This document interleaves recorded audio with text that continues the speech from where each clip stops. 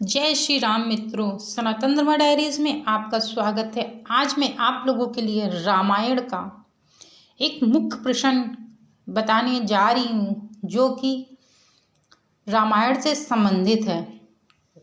दोस्तों, आप लोग कुंभकर्ण के बारे में तो जानते ही होंगे, जो रावण का एक छोटा भाई था। उसी के बारे में आप लोगों को संपूर्ण कहानी बताने जा रही हूँ।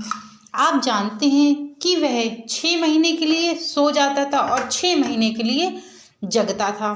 तो उसी के बारे में आप लोगों को आज मैं बताने जा रही हूँ। तो चलिए शुरू करते हैं और इस कहानी को पूरा अंत तक अवश्य देखिएगा, वरना ये समझ में नहीं आएगी। दोस्तों, रामायण एक मुख्य पात्र है कुंभकर्ण, जो कि रावण का छोटा भाई था। रावण का यह भाई इतना विशाल और भयंकर था कि एक दिन में कई गांव का भोजन वो अकेले ही खा जाता था। इसके बाद भी इस भयानक राक्षस के पेट में चूहे नहीं बल्कि हाथी कूदते थे। भूख शांत न होने पर कुंभकर्ण प्रजा को भी खा लिया करता था। ब्रह्मा जी भी कुंभकर्ण की शक्ति से चिंतित थे, क्योंकि उन्हें इस बात का पता था कि आज नहीं तो कल नहीं तो परसों इस दानव की भूख की वजह से दुनिया में हाहाकार मच जाएगा। इसलिए जब कुंभकर्ण एक बार तपस्या कर रहा था और उसकी तपस्या से ब्रह्मा जी खुश हुए, तो उन्होंने कुंभकर्ण से कहा कि मैं तुम्हारी तपस्या से बहुत ही प्रसन्न हूँ। मांगो, क्या वरदान मांगना चाहते हो? इस पर कुंभकर्ण ने सोचा कि वो इंद्र का आसन मांग ले और वो एक योद्धा बन जाएगा। लेकिन ब्रह्मा जी को पहले से पता था कि कुंभकर्ण वरदान में क्या मांगेगा।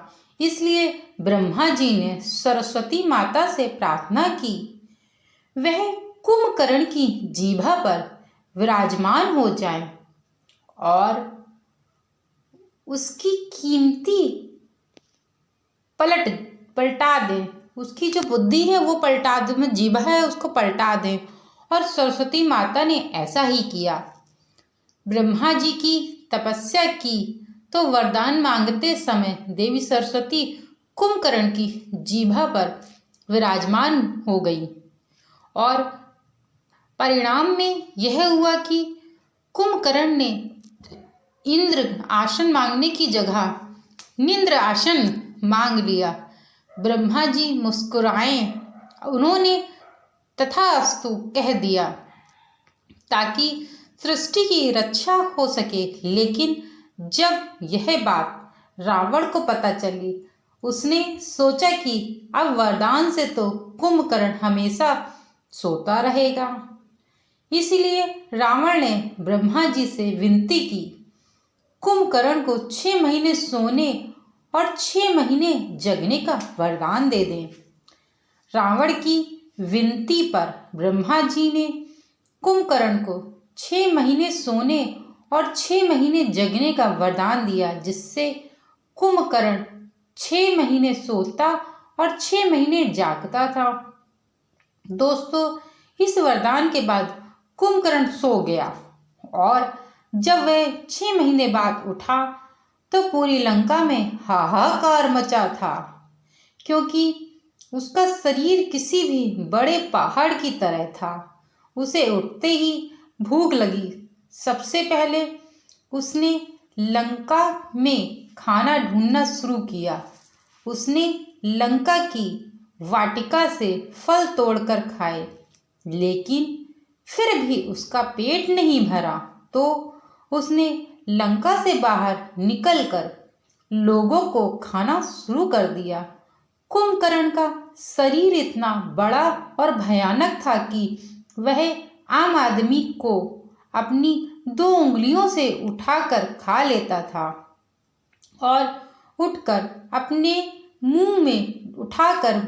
मुंह में डाल लेता था। दोस्तों, जब रावण ने मंदोदरी से शादी की थी तो उसके बाद उसने दैत्यपति बलि से अपने भाई कुंभकर्ण के लिए उनके यहाँ रहने वाली एक कन्या व्रजबाला का हाथ मांगा।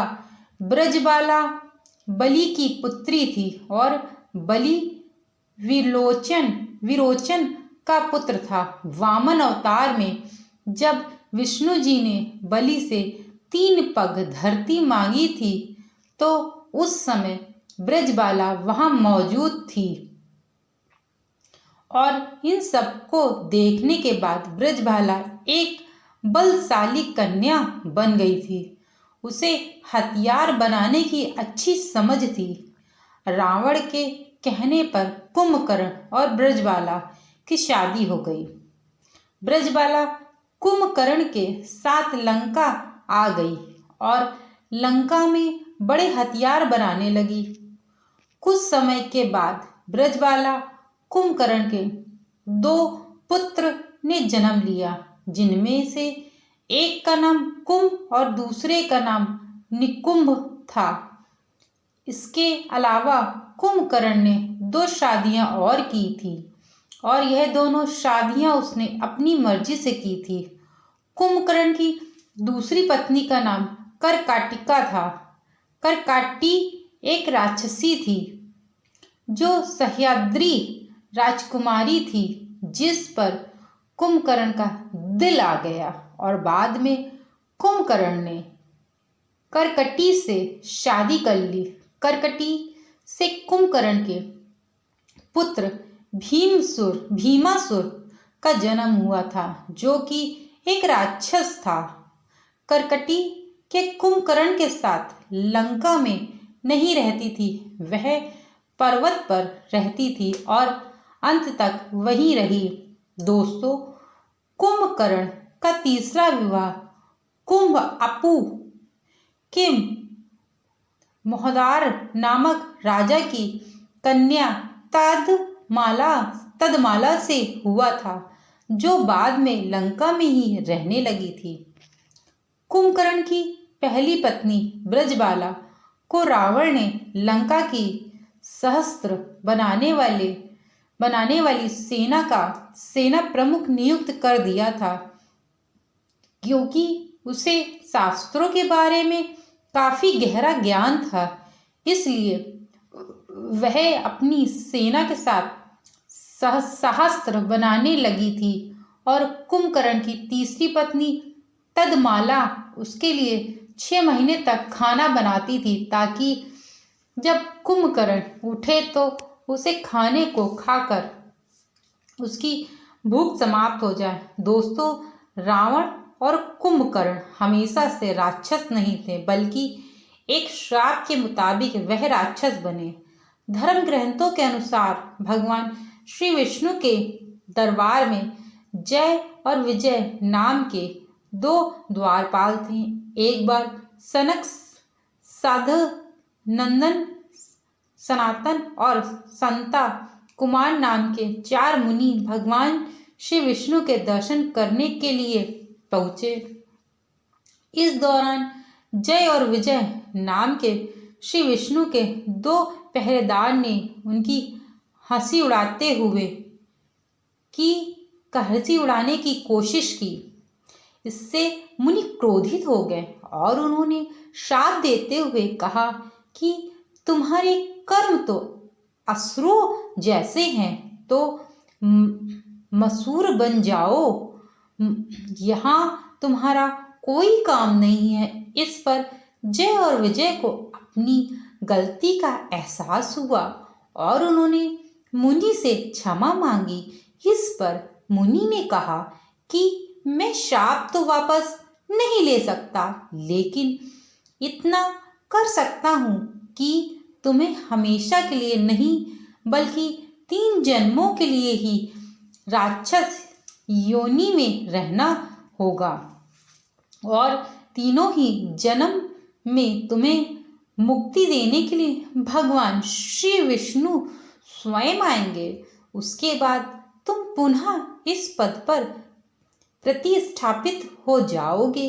अगले जन्म में कुंभकर्ण को अपनी शक्ति का पता चला तो उसे अपने ऊपर घमंड हो गया और भगवान विष्णु को युद्ध के लिए ललकारते हुए कुंभकर्ण बैकुंठ पहुंच गया, जहां भगवान विष्णु के साथ इस असुर ने अपनी पुराने रूप में मधु के रूप में युद्ध किया और सर को कटवा लिया। भगवान विष्णु ने इनका उद्धार किया और एक जन्म से उनको मुक्ति मिली। उसके बाद दूसरा जन्म कुंभकर्ण का होता है, जब श्री राम बन के उनका उद्धार करते हैं। इसी प्रकार से तीनों जन्मों के उद्धार भगवान श्री हरि विष्णु उनका करते हैं। उसके बाद वह पुनः वैकुंठ धाम में भगवान विष्णु के पास पहुंच जाते हैं। यदि मेरे द्वारा आप लोगों को यह जानकारी अच्छी लगी हो तो चैनल को लाइक, सब्सक्राइब एंड शेयर करना मत भूलिएगा। Thank you so much video को वॉच करने के लिए।